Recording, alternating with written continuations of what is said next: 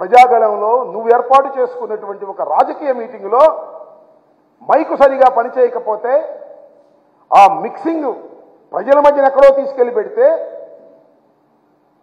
అది పని చేయకపోతే అది భద్రతాలోపం అని ప్రభుత్వాల మీద నెట్టేస్తున్నావే.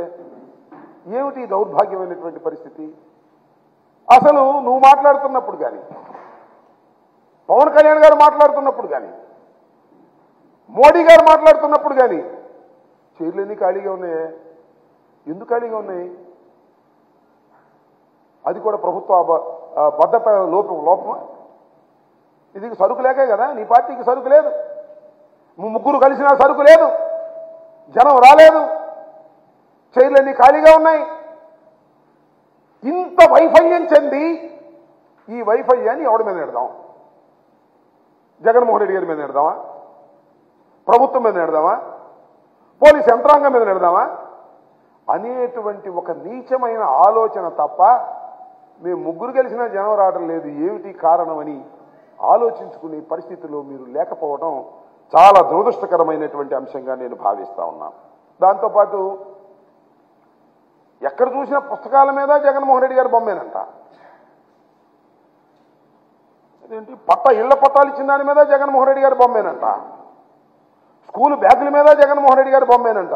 అవును, అవి చెరపగలవేమో, కానీ నువ్వేదో అయ్యి చేసి అయ్యేమన్నా చెరిపేస్తావేమో దొంగచాటుని వెళ్ళి. కానీ నువ్వు మర్చిపోతున్నావయ్యా, నారా చంద్రబాబు నాయుడు గారు you are a very very senior politician, మేము ఒప్పుకుంటాం. నువ్వు రాజశేఖర రెడ్డి గారితో పాటు రాజకీయాల్లోకి వచ్చినటువంటి వ్యక్తివి, చాలా చూసావు, చాలా చక్రాలు తిప్పానని చెప్పావు. That is all artificial intelligence. అప్పుడు లేకపోయినా ఇది మ్యానిపులేటర్. నీకు ఒక్కడి మనవి చేస్తున్నా, ఈ పుస్తకాల మీద బొమ్మలు చూస్తున్నావు లేదా పట్టాల మీద బొమ్మలు చూస్తున్నావు, మరిచిపోకు. రాజశేఖర రెడ్డి కుమారుడు జగన్మోహన్ రెడ్డి ప్రజల గుండెల్లో బొమ్మ ఉన్నాడయా, పిచ్చోడా, గుర్తుపెట్టుకో.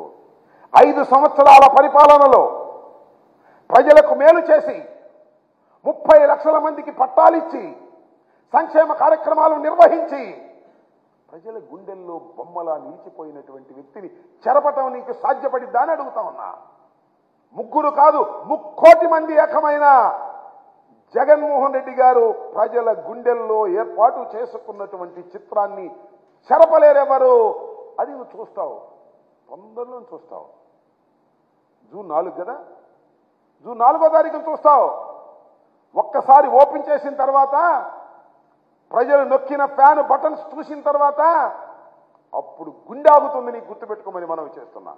ఎన్ని కుట్రలు కుతంత్రాలు చేసినా, ఎల్లో మీడియా ఉందని రోజు దుష్ప్రచారం చేసినా, జగన్మోహన్ రెడ్డి గారి మీద బుట్టలు బుట్టలుగా బురద జల్లినా, మీ రామోజీరావు లేదా మీ ఆంధ్రజ్యోతి రాధాకృష్ణ, TV5 నాయుడు ఎంతమంది ఎన్ని బురదలు జల్లినా ప్రజల గుండెల్లో ఉన్నటువంటి జగన్మోహన్ రెడ్డి గారి బొమ్మని చెరపటం ఎవడి సాధ్యమో కాదని మనవి చేస్తున్నా.